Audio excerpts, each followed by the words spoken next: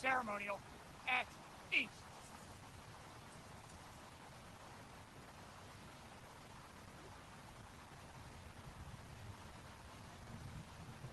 Where'd it go? Hey, what?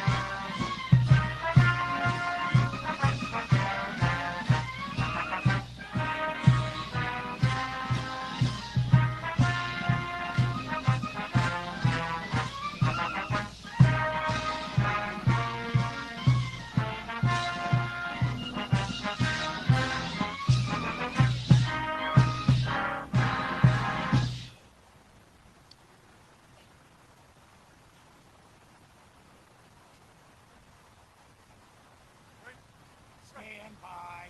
Step. Attention. Order! Your horse! Attention! Horse! Right shoulder! Horse!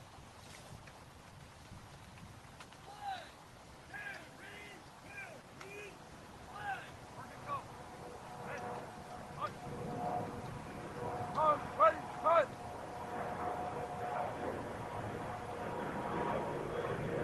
Ladies and gentlemen, please stand for the arrival of the official party and remain standing for the playing of the United States National Anthem and Invocation, offered by Chaplain Lieutenant Colonel William H. Horton.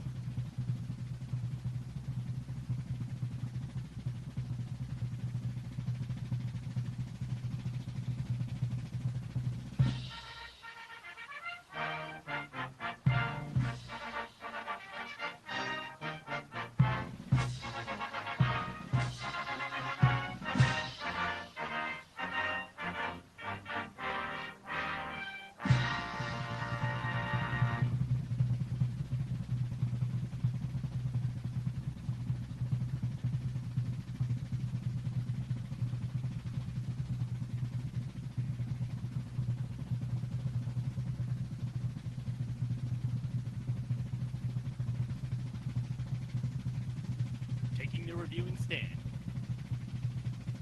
Taking the reviewing stand is today's special guest, United States Air Force Colonel Retired Mike Brazelton, accompanied by the host, the Honorable Kathleen Hicks, the 35th Deputy Secretary of Defense.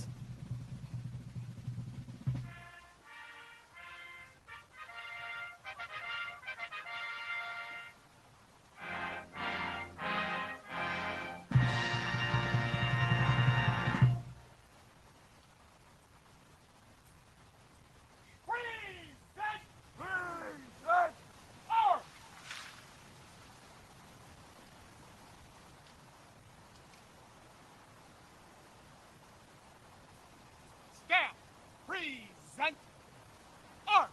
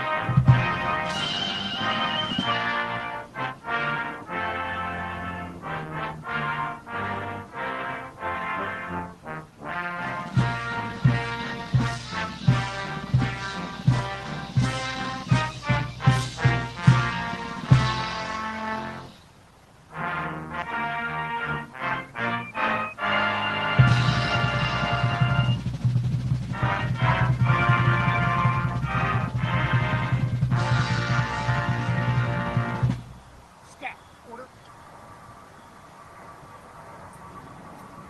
Order! Right, order! Order!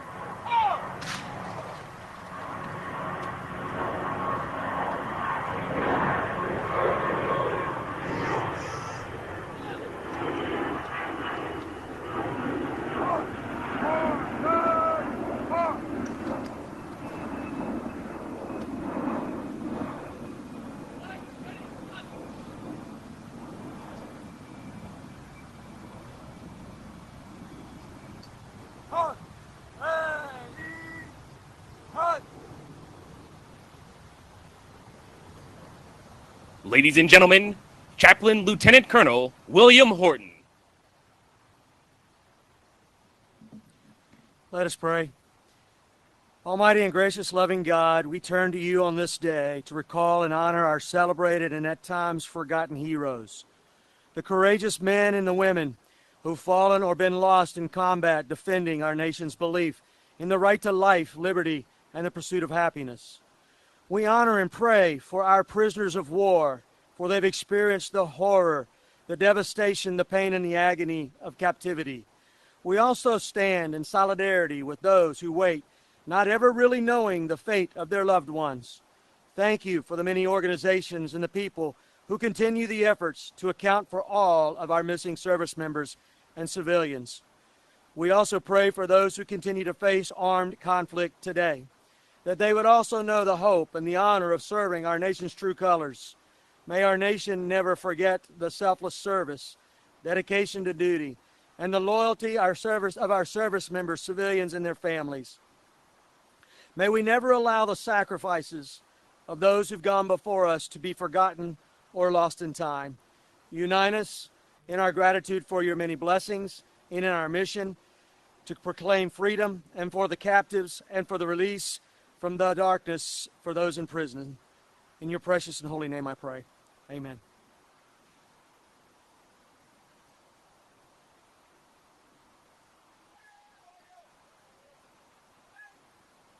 Please be seated.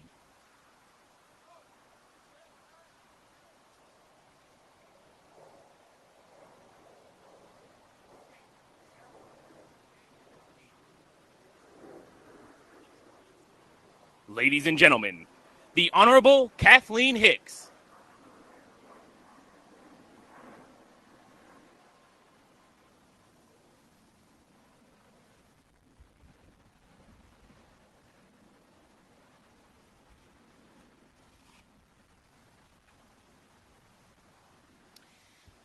morning to everyone. It's my honor to observe this important occasion with each of you who's joined us here today. I'd like to begin by acknowledging our distinguished guests and members of the International Diplomatic Corps who are in the audience with us.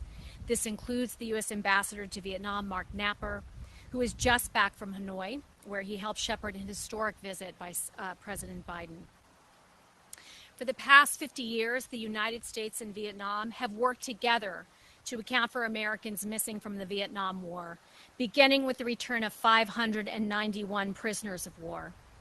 Without the mutual cooperation between our two nations, we would not be able to support the robust and sustained operations to recover U.S. personnel, operations that have helped return 733 U.S. service members and civilians home to their families. Today, the Department's commitment to the fullest possible accounting of our missing personnel extends back to World War II.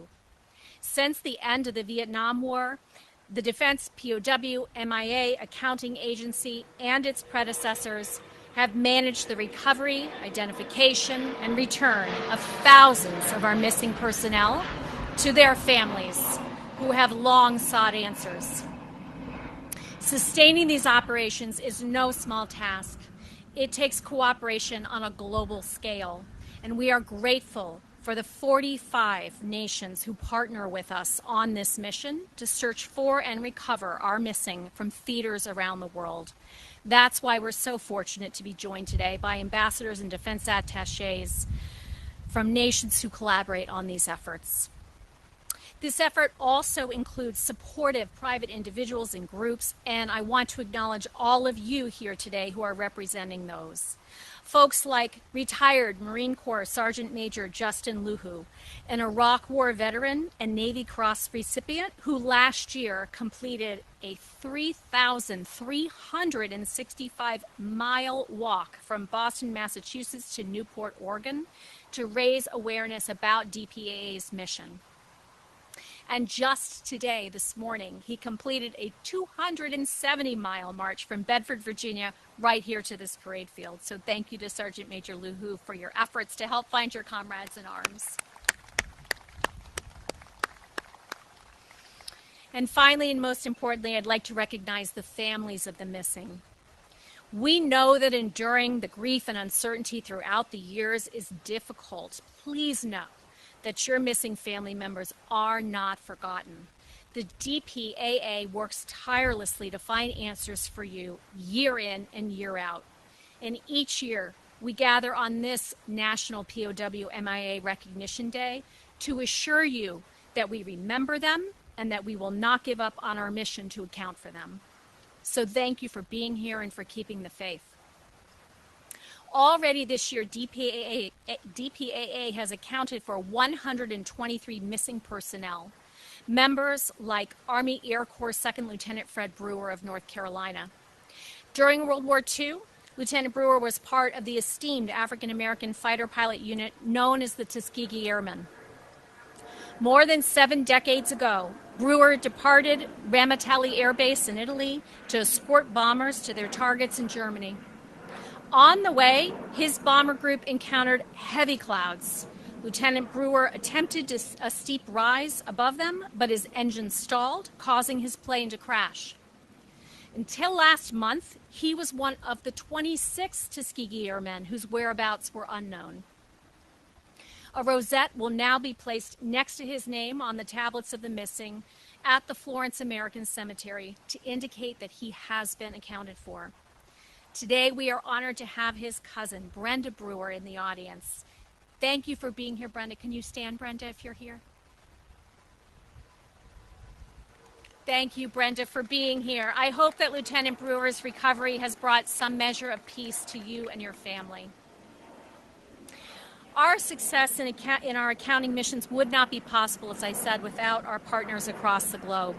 In April 2021, the Republic of Korea's Ministry for Finding Missing Personnel came across remains near the hill where Americans went missing during a battle in April 1951. The remains were carefully exhumed and sent to a lab for testing. In the following October, the ministry turned over those remains to DPAA. After DPAA sent the remains to its own lab for analysis, it was able to identify U.S. Army Sergeant Stanley Turba. Soon, his daughter Sandra will welcome him home more than 72 years after he went missing in the Korean War. And finally, this year, the Vietnam Office for Seeking Missing Persons celebrated its 50th anniversary, and I'd like to recognize it for its long-standing mutual cooperation. During the height of COVID-19, when restrictions prevented our DPAA team from traveling to Vietnam, its teams, trained by DPAA, traveled to multiple sites looking for the remains of American personnel. In March 2021, the team visited a crash site of a 1969 F-4, a two-seater aircraft, in Quang Nam Province. There, they recovered the remains of two Americans, those of U.S. Air Force Colonel Ernest DeSoto and Captain Frederick Hall. Colonel DeSoto was given a dignified burial in June, and Captain Hall will finally be laid to rest next month on October 10th. These are several of the many stories of those recovered and returned to their families, stories of sacrifice, hope, and resolve. For you families of the missing, please know your strength motivates us each day as we do this work and follow through on our solemn and unwavering commitment to achieve the fullest accounting possible of our missing personnel. Thank you. It is now my distinct privilege to introduce our next speaker. Colonel Michael Brazelton is a retired Air Force pilot and a 4-time Silver Star recipient who was held captive for more than 6 years in a Vietnamese prison. I'll let him tell his harrowing story, but I will say this. Colonel Brazelton, your incredible courage, fortitude, and patriotism is an inspiration to us all. It's an honor to have you, your wife Gloria, and your oldest daughter, Army Lieutenant Colonel Adriana Brazelton, with us today. Please join me in giving Colonel Brazelton a warm welcome.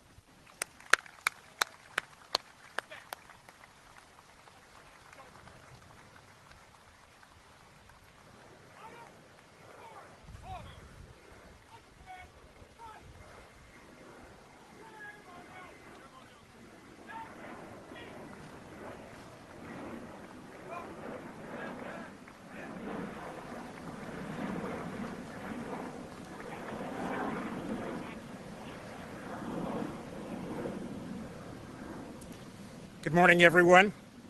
Thank you for inviting me to POW MIA Recognition Day event once again. I am honored to be here. I would like to acknowledge all the dignitaries that are here, but that would take most of my time.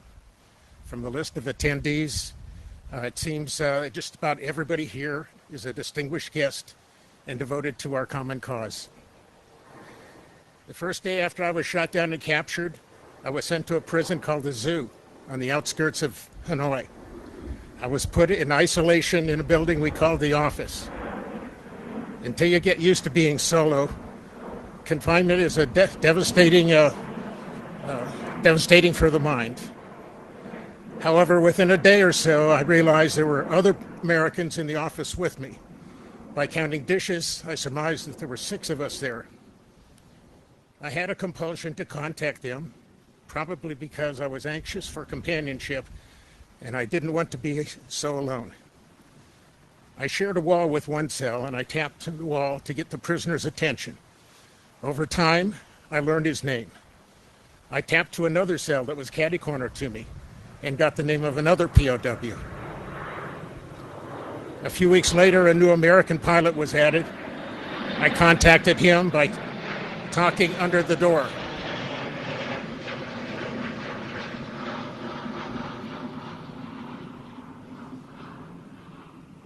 Five months later, I was given a roommate. It moved into a building we called the pool hall. It had 20 two-man cells in it.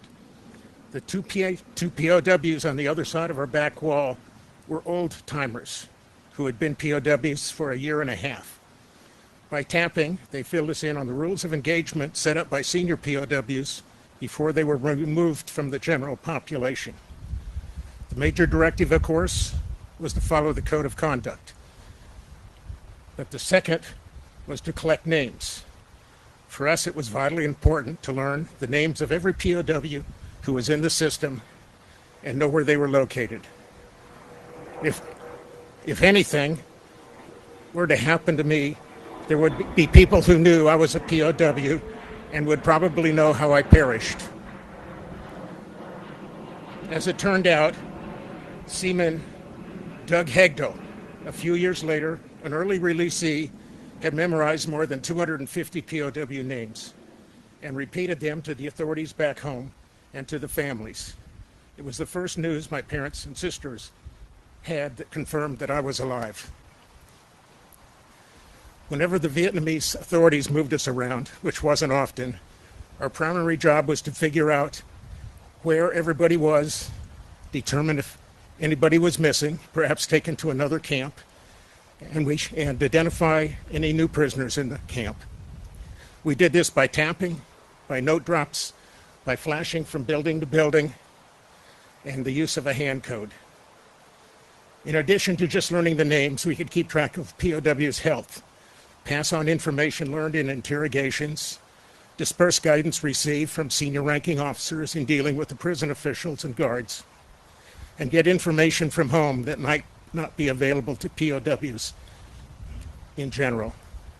In one example, the pilot who was responsible for sending my belongings home after I was shot down and writing letters to my family was himself shot down and captured several weeks after I was. Eventually, a couple years later, he filled me in on letters he had received from my parents and friends.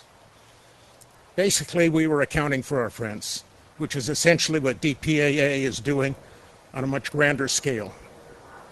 Along with its counterparts in other countries, and in unison with the League of Families, we want an accounting of those soldiers, sailors, airmen, Marines, and civilians, our friends, who did not come home.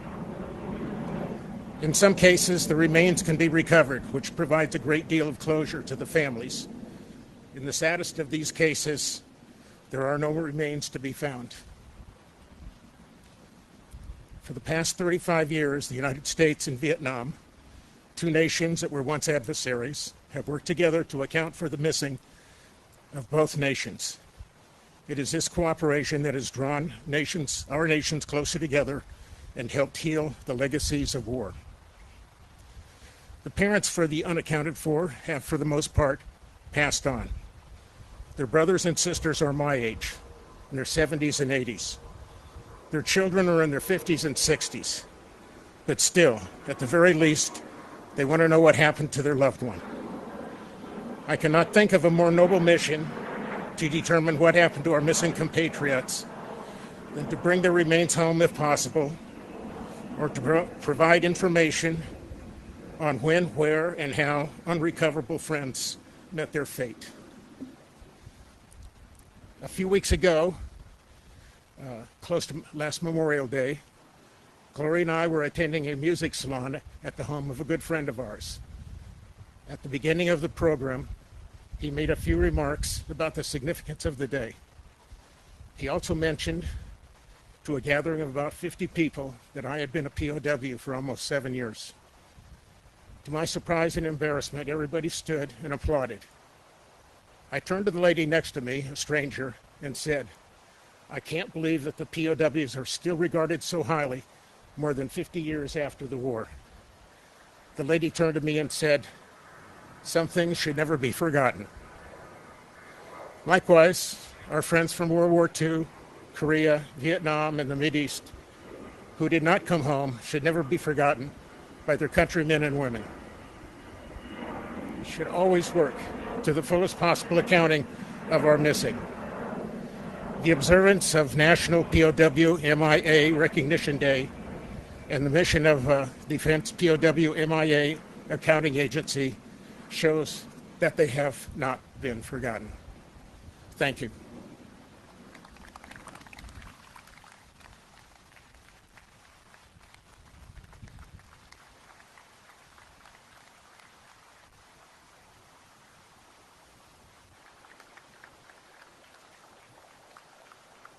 Would all families representing prisoners of war and those still missing in action please stand to be honored?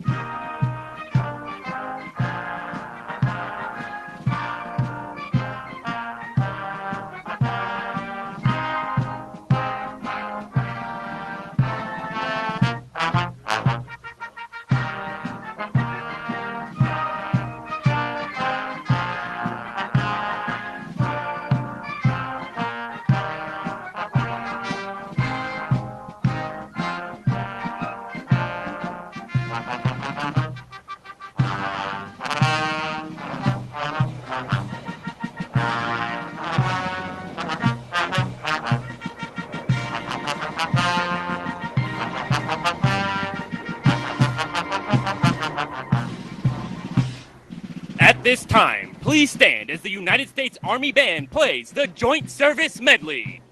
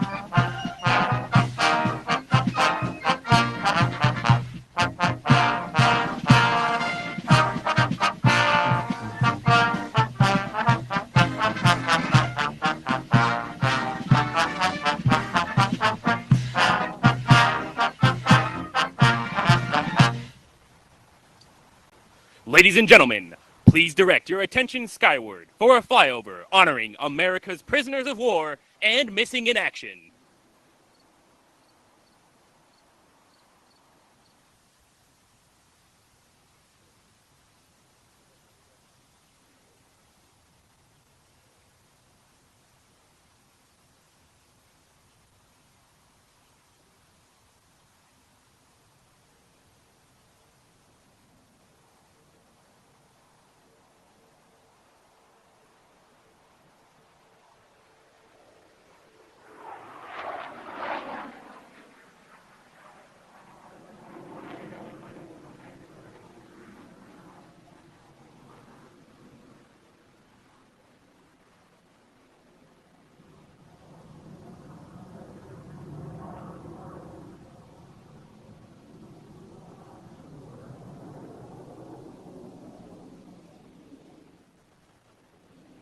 Ladies and gentlemen, this concludes the Department of Defense 2023 National POW MIA Recognition Day ceremony.